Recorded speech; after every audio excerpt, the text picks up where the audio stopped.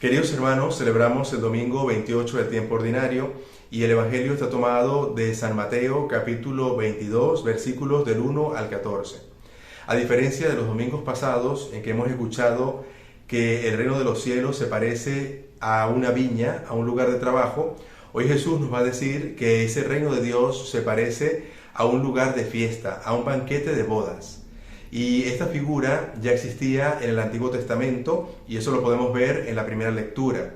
El signo que transmite este banquete de bodas es la abundancia que se comparte. Es decir, el reino de los cielos es abundante y es para todos.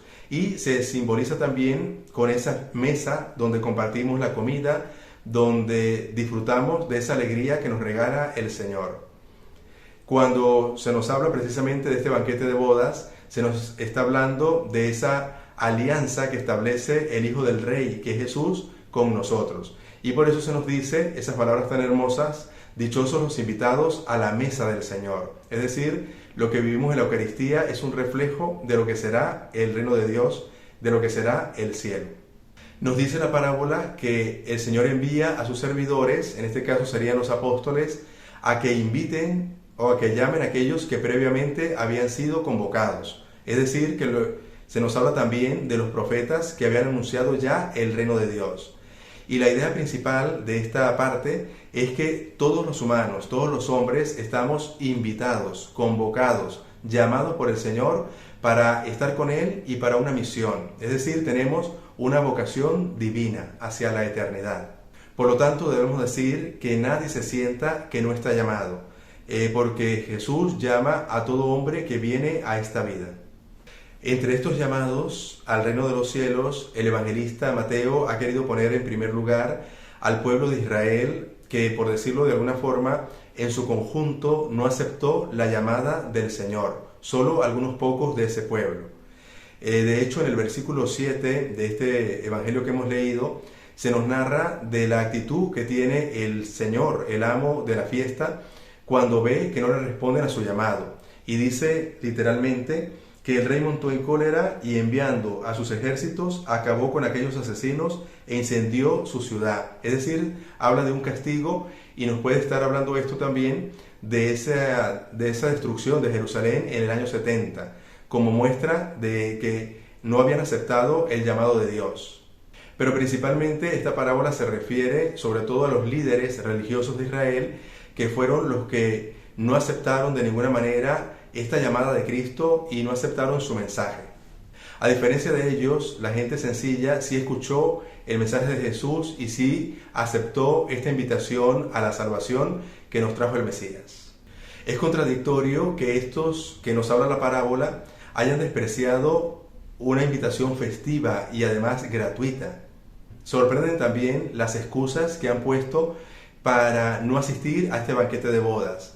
Y aquí recordamos que nos invita Jesús a poner en el centro el Evangelio, la invitación que nos hace Él a la salvación. En esta reflexión podemos citar aquella frase que nos dice lo siguiente: lo más importante en esta vida es que lo más importante sea lo más importante. Lo que nos quiere decir, en todo caso, es que debemos poner en el centro de nuestra existencia lo fundamental, porque si no lo hacemos, estamos peligrando en nuestra existencia de cristianos, ya que estamos desvirtuando, desviando lo que realmente es fundamental en nuestra vida. Lo cual quiere decir que cuando no asistimos a misa porque no tenemos tiempo, cuando no rezamos porque no tenemos tiempo, o no hacemos caridad porque no tenemos suficiente momento en nuestro día, es que no estamos centrados en lo verdadero, sino que estamos dispersos en muchas cosas, pero no en las más importantes. También nos narra la parábola que ante la negativa de los que habían sido convocados en primer lugar, el amo de la fiesta manda a sus criados a que inviten a todos. Y en ese sentido, la iglesia de los apóstoles, la iglesia católica, está llena de todos aquellos, inclusive paganos, que han sido convocados para esta fiesta del Señor. Es decir, la iglesia católica, como decía el Papa Francisco en estos días, cabemos todos. Inclusive tenemos que decir que es amplia la invitación, porque nos dice el Evangelio que están convocados tanto los buenos como los malos. Y eso nos indica que el llamamiento que nos hace Jesús no se debe a que nosotros seamos buenos o que tengamos méritos, sino simplemente se debe a su infinita misericordia.